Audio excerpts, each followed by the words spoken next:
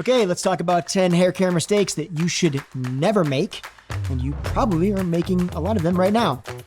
Yeah, I'm not gonna lie, they're actually pretty easy to make. The good thing is they're really easy to not make as well. So let's talk about it. Some at the very end, I almost promise you've never heard in your life, and they make a massive difference. So you're definitely not gonna wanna miss those.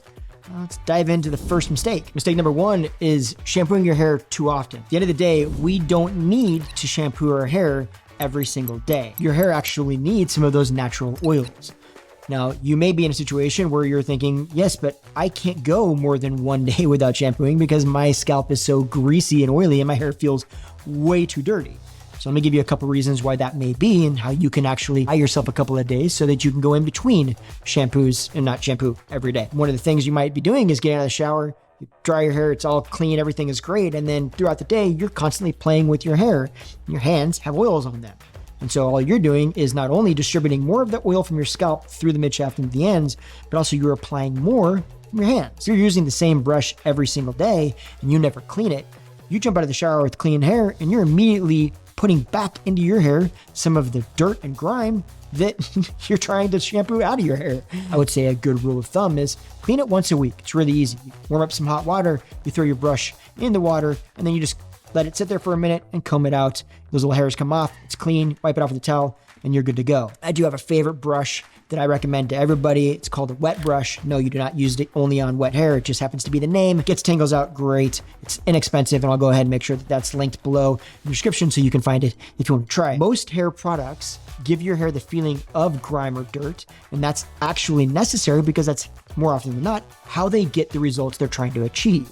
So paying attention to what you're trying to achieve with the product and how you apply it is going to make a big difference. If it's, say, for instance, an oil or something to smooth your hair out, you really want to concentrate on the midshaft to the ends, because more often than not, if your hair does feel grimy and greasy and it makes you feel like you need to shampoo it more often, it feels like it at your scalp. So keeping any of that excess grime or dirt that you're adding to your hair for the styling away from that area, that alone could also buy you maybe a day or two. Okay, while we're on the topic of shampoos, mistake number two is spending too much on your shampoo, or maybe spending too little. So I hear this all the time. Hey, if something is expensive, then it obviously should be good.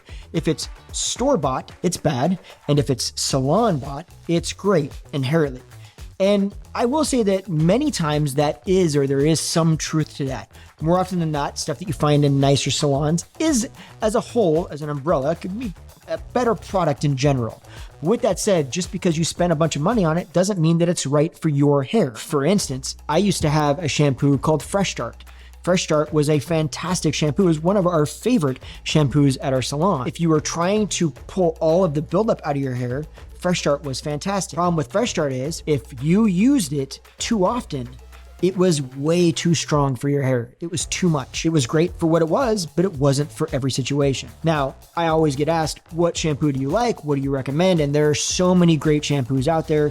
To be honest, it's really hard to recommend only one. I do have a kind of 2-in-1 shampoo and conditioner. I typically don't like those, but this particular one I actually really do like.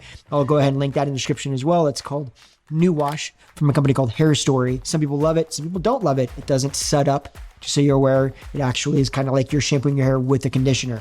But with that said, it's one of my favorites. I use it. I tell everybody about it. It's linked in the description below so you can find it. Now you're in the shower, you found your shampoo, you figured out which one's best for you, and now what do? Well, it brings us to mistake number 3, which is shampooing the ends. Yes, you don't need to typically shampoo the ends of your hair. In fact, more often than not, that can just be excess damage that you're adding to your hair, when in reality, what you really need to focus on is where the majority of the oil and dirt is, which is the roots and the midshaft. Kind of like you don't need to condition your roots. They typically don't need that much extra condition. They're brand new. They haven't been on your head long enough to really get that damage. It has a tendency to have more of a problem of just weighing your hair down. Okay, you're done with the shower. Now you get out. What do? Well, you dry your hair, right? Absolutely. That's mistake number 4, is drying your hair aggressively with a regular towel.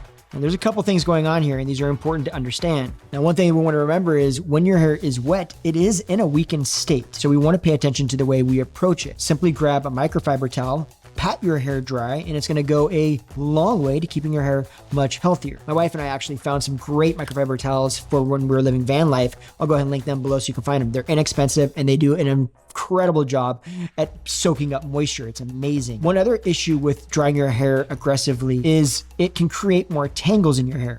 And then you're forced to comb through your hair to detangle it. And that, which we'll talk about in just a second, can also be extremely damaging. Okay, number 5 is just starting to comb through your hair all willy-nilly without protecting it or using any sort of thing to help comb through it. More often than not, the more damaged your hair is, many times it's more prone to getting tangled. But then when you go to comb those tangles out, that's more damaging, especially if you're not combing through them or approaching that process in the right way. First thing we need to do is start with some sort of detangler or leave-in conditioner, something that will help kind of loosen those tangles up so that when you do take a brush through it, it's not as aggressive to your hair. Mistake number 6 is not approaching the detangling process correctly. Most people will start right where the tangle is and they start to comb their hair out down from that tangle. Working from the bottom, slowly working your way up, is a much more effective, but more importantly, a much easier on your hair method, and therefore much less damage. All right, number 7 is falling for the idea that just because your hot tool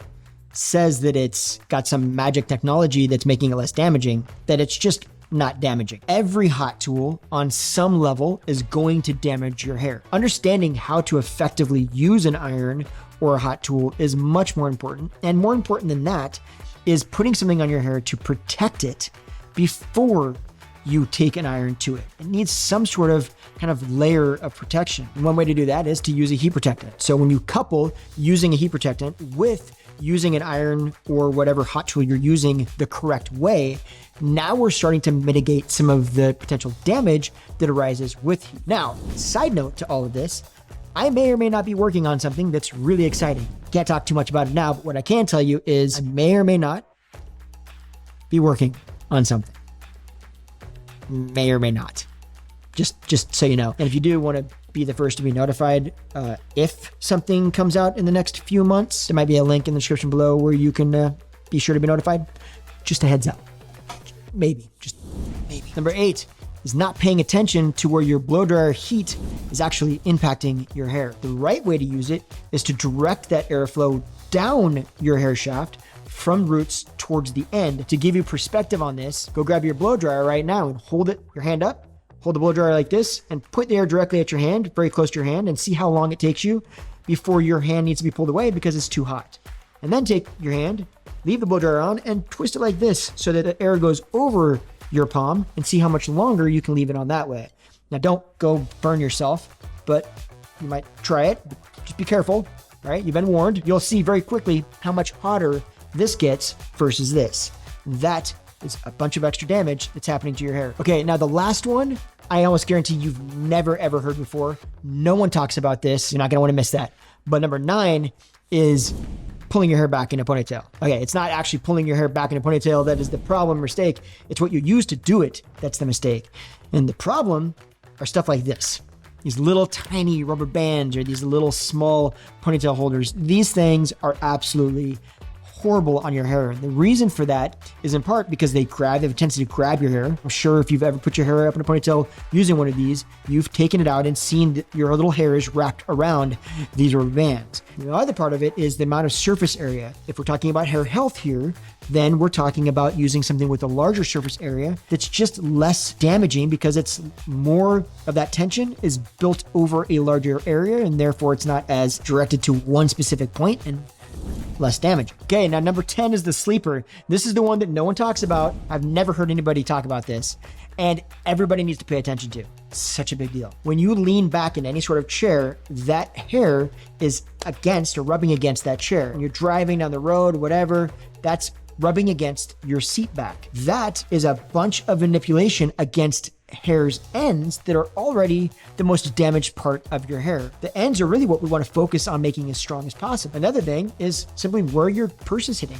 I have had more than one client that sat in my chair and actually had their hair breaking off right here. Hair is longer and this big chunk right here is just basically snapped off. And the reason for that is because when they throw their purse over their shoulder, that's right where it hit. So all day long, that's just basically sawing, if you will, at their hair. That strap is just rubbing against it. So while leaning against a chair or something like that may not be the exact thing that breaks your hair at that moment, it's one of those things that's adding up to making your hair damaged to a point that something else is going to push it over the edge. Yes, pay attention to what your hair is rubbing against because it actually matters. Okay, now, and before we end this, let's read some of your comments. Hi, Justin. Thanks for this great video. So since I started thinning on top and just above my temples, can someone like me go short? I always had short hair, which used to be on the fine side, a lot of it. Due to my thyroid issue, my hair has thinned. I have a slight angled bob now, which is boring, but it makes my hair look thicker. Type of short hair would be okay for my hair type. Thanks again. One quick way to make thin hair look thicker is to take it shorter. Of course, this is to a certain extent, right? But to an extent, what will end up happening is as your hair gets longer, it starts to split like this. But as it goes shorter, it's easier to get those hairs to kind of do this. And while they still are the same density, just because of that little bit of messiness, they have a tendency to look a little bit denser. So if I have somebody in the chair that's got a really thin area around the temples, which is not necessarily uncommon to go thin around the temples, I try to get them to let me take it as short as I can that will still feel comfortable with them, because that's going to have a tendency to make it look and appear a little bit denser. So yes, can you go shorter? Absolutely. The thing to keep in mind is to actually get it to look denser, you may have to go quite a bit shorter. So it's not so much can you go shorter, it's how short are you willing to go and still feel comfortable in?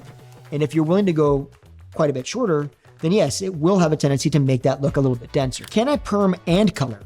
I've always heard to do one or the other. You know, it depends on what kind of color you're doing, your hair texture right now, and what kind of perm you're doing. Have I seen clients in the chair that have done both? Yes. Have I seen clients in the chair that have done both on one day? Yes. Have I seen clients in the chair that have done both on one day and still left the salon with hair that was intact and didn't look totally destroyed? Again, yes. I've seen all of those things happen, so it absolutely is possible, but there are so many variables that go into if it'll make sense for you. The rule of thumb is you probably shouldn't. There are two chemical services that can be very damaging, can be very hard on your hair, especially if you're trying to lighten your hair with color or something like that. So for the most part, typically the answer is going to be, if you do decide to do both of them, you're going to want to do them at minimum on separate days so you can kind of, recondition your hair and get some strength back into your hair before you jump back into the other, stronger chemical service. But as a very umbrella statement, technically speaking, yeah, they can be done, but with a little thought and be aware, if you will. Where did you get your PhD in hair? You are Dr. Hair. I'll take it. I can promise you I have a PhD in nothing because I am not that smart. But I will take that. Thank you very much. I appreciate it. No, actually, I just talk a lot, and I think it makes people think that I probably know more than I do. that's where it comes from. Did I say that? Did I come out loud? Okay. Yeah. All right. And that is it, folks. I appreciate you hanging out, and I will see you next Tuesday in the next video. So yes, there's that. Thank you.